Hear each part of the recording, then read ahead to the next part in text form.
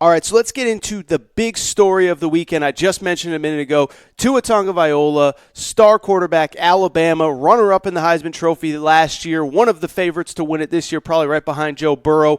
He goes down with a gruesome, awful hip injury on Saturday afternoon against Mississippi State. For those of you who maybe weren't in front of the TV, let's give a quick rundown, then we'll get into the ramifications of it. The quick rundown is very simply this. To backtrack a few weeks, what we know is that 3-4 weeks ago, Alabama is playing at Tennessee. Tua Tagovailoa, really bad high ankle sprain, goes down, gets carted off, taken to a hospital in Tennessee, okay? Misses the Arkansas game, ends up having surgery, and he comes back against LSU last week. And I think if anyone watched that game, and millions of people did, so I'm guessing everybody that listens to this show probably did tune in, what you need to know very simply is that when you watch the LSU game, it was very clear that while Tua played incredibly well, Alabama scored 41 points. I think we would all agree Tua not at 100% in that LSU game. Obviously, over the course of the last week, Tua doesn't practice. He's limited at practice, and the question becomes, is Alabama going to play him against Mississippi State? Mississippi State is struggling. They're not playing very well. Do you sit him? Do you hope that you get through this game and you get him fully healthy for the Auburn game, for the stretch run? And then, of course, you hope you beat Auburn and there's chaos and you end up in the playoff as the number 4 seed. Instead, Tua decides he wants to play. His parents sign off on it. Nick Saban says, okay, if you're ready to go, we're going to put you out there. Alabama gets up to a 35-7 lead. It appears as though Tua is about ready to come out of the game. Nick Saban sends him out there for one final 2-minute drive. Basically, Nick Saban even said this. He said, we're up, we're going to pull him. We wanted him to practice the 2-minute drive before the half, and we were going to take him out at halftime up 35-7 at the very least, maybe 42-7 if they score a touchdown there. Instead, Tua gets out of the pocket. He's running away. He gets sacked by 2 Mississippi State players, and immediately he goes down. He doesn't get up, and if you're watching the game, you just see that it is really, really, really bad. He can't put any weight on his side, any weight on his lower body. We obviously all at home thought it was an ankle injury.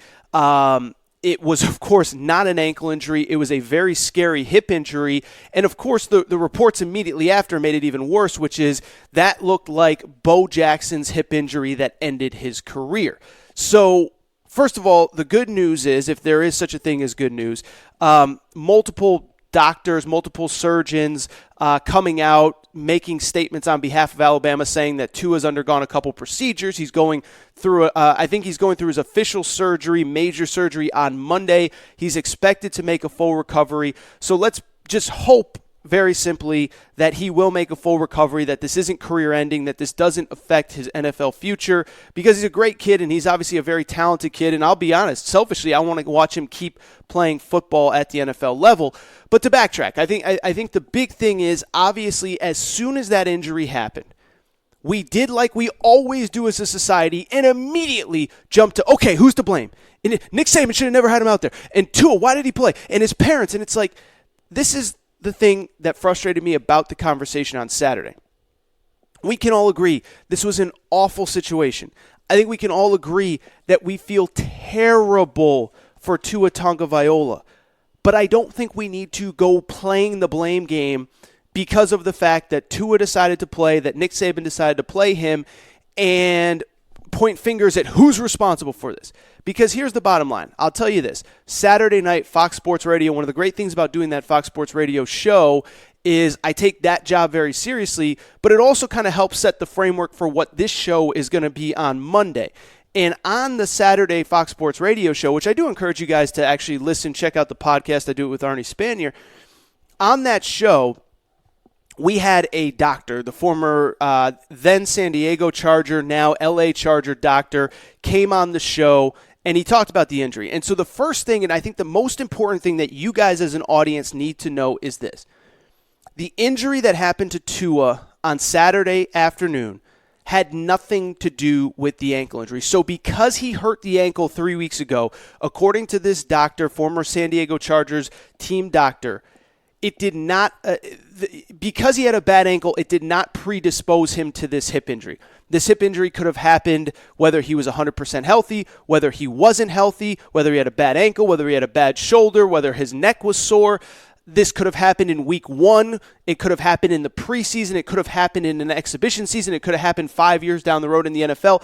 Because the ankle was bad, had nothing to do with this hip injury. And so that's what I think is the most important thing here. So before we all play Monday morning quarterback, before we all decide that Nick Saban's a terrible human being because he was putting the team before Tua, just realize that this injury could have happened at any point. So I guess what I'm trying to say is, unless you believe that, frankly, and I wouldn't even necessarily argue or disagree with you on this, is that unless you feel like, okay, Tua was the consensus number 1 pick coming into the draft, he shouldn't have been playing at all this season, then you can't really say that by Tua playing on Saturday that Tua ruined his career, or Nick Saban ruined Tua's career by putting him out there Saturday. It could have happened at any time.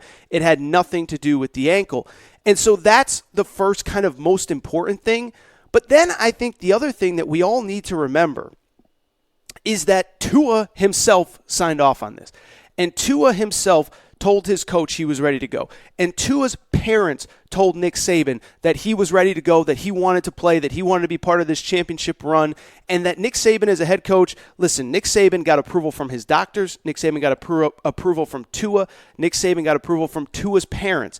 And Nick Saban, listen, I'm not claiming that I know him, but what I will tell you, he was never going to put Tua out there if he was a risk to himself, if he was a risk to further injury. That's just not how this stuff works at this level.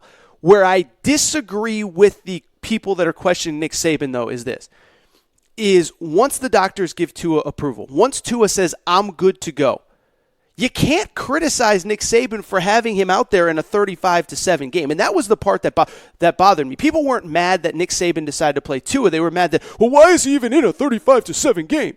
And I look at it from the perspective of, once you as a player decide that you're ready to play, you got to play until the coach feels like the game is completely out of hand. And I know what people are going to say, well, it was a 2-minute drill and they were up 35-7. So I guess where my question comes in is, so because they were up 35-7, that's the magic line. That's the delineator. That's where Nick Saban is supposed to pull Tua with a 28-point lead in the first half. So are you telling me that if the score was 17-7 or 14-7 or 7-0, that Nick Saban shouldn't have pulled Tua, that you'd be okay with this injury? That you'd be fine with this injury if it was a competitive game, but because it was a blowout, Nick Saban put Tua at harm? No. Nick Saban did what he thought was best for the football team once Tua gave him the approval to play. He did what he thought was best for the football team.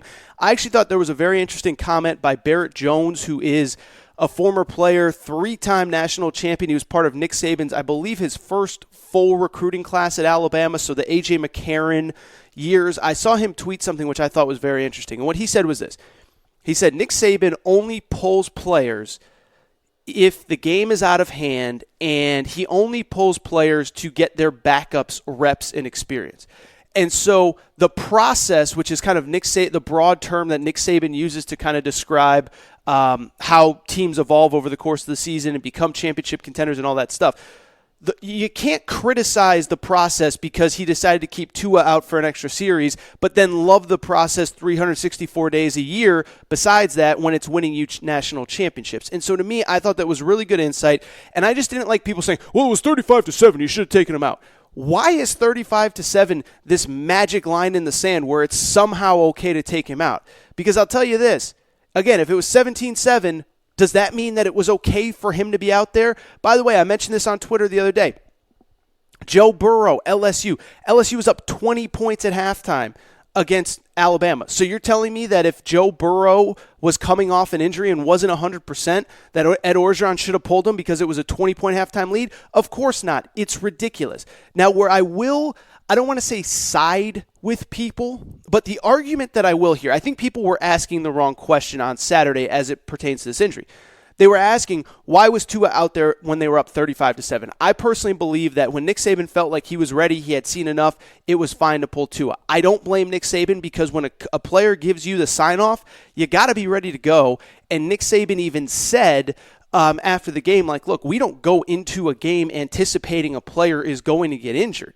If he's healthy, if he says he wants to play, if the doctors give approval, we're going to play him. Where I do think you can criticize Nick Saban, or at the very least question it, is should Tua have played at all? I think people were asking the wrong question on Saturday afternoon. The question was, why was he in at 35-7? I think the question really was, the appropriate question was, should he have been playing at all? He was less than 100%. Now, again, the injury does not predispose him. The ankle injury did not predispose him to this hip injury.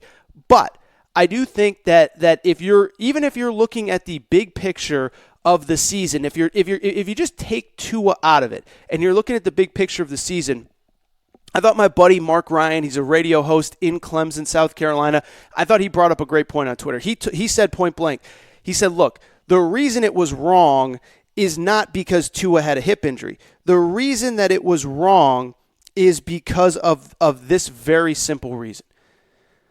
Nick Saban and Alabama know that they cannot win the national championship without Tua. And so by playing him in a game where you're probably going to win, you're potentially setting yourself up for something like this, where no one could have seen the hip injury coming, but you could set up a situation where the ankle injury gets worse and you don't have Tua for Auburn in 2 weeks. So I guess what I would say is, if I'm going to side on Nick Saban did something wrong, I don't think it was having him in at 35-7.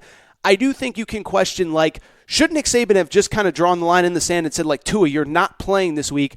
We need you healthy for Auburn. We think we can get by Mississippi State. But even then, it's hard to tell a player who is telling you, Coach, I am ready to go. I am ready to play. One, it's hard to tell him no. And two, this is still an SEC game. It is still an SEC road game.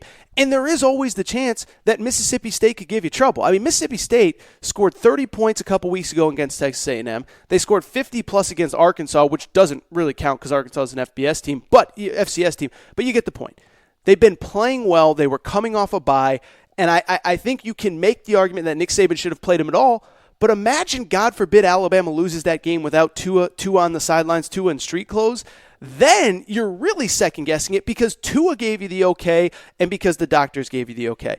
So I think the bottom line is, we spent so much time arguing and fighting and picking on Nick Saban. And listen, Nick Saban gets paid a lot of money to deal with this responsibility. I get it. So I'm not saying like throw a pity party for Nick Saban. But what I am saying is, I think it's wrong to question him for either playing Tua or keeping Tua in the game. Tua is an adult. Tua is 21 years old. Tua could have told him, I don't feel ready to go. Tua's parents could have stepped in, but the doctor said he was okay. Tua said he was okay. His parents said he was okay. And again, remember, the ankle injury did not did not cause the hip injury. Because he had the ankle injury, it does not impact why this hip injury happened. And so that's kind of just the big picture on the Nick Saban Tua stuff. And I would just really quickly wrap by saying this is, I don't think I'm like saying anything even a little bit, controversial is not even the right word, but I think I just want to wrap by saying on Tua, I just hope he's okay, man, because selfishly, and this is selfish, I love watching the kid play football. And his best football is ahead. Statistically, he is one of, I'm not kidding when I say this, one of the greatest college quarterbacks in the history of the sport. He's one of the players that I've most enjoyed watching in my life. You could go back to Reggie Bush. You could go back to Sean Taylor, who's a defensive back for Miami, who was incredible. If you're too young to remember Sean Taylor, go find some highlights on YouTube. He was unbelievable. But Tua was right up there with among my favorite players to ever watch in college football. Selfishly, I hope he's okay, because he's got a lot of money left to be made on the football field. And I hope that he's fine. I hope that we see him in the NFL. I hope this hip injury isn't life-altering. I hope it's not career-threatening, because he's an incredible football player. And I really hope he is okay.